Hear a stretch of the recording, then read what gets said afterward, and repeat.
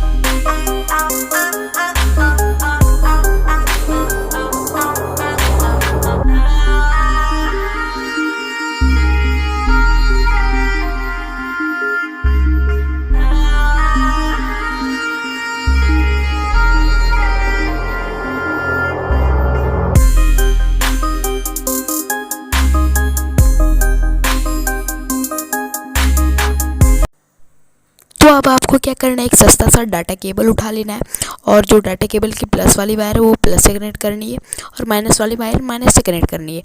तो फटाफट मैं कनेक्ट कर देता हूँ। आप चाहो तो बीच में रेजिस्टेंस लगा सकते हो, बट मैंने नहीं लगाया।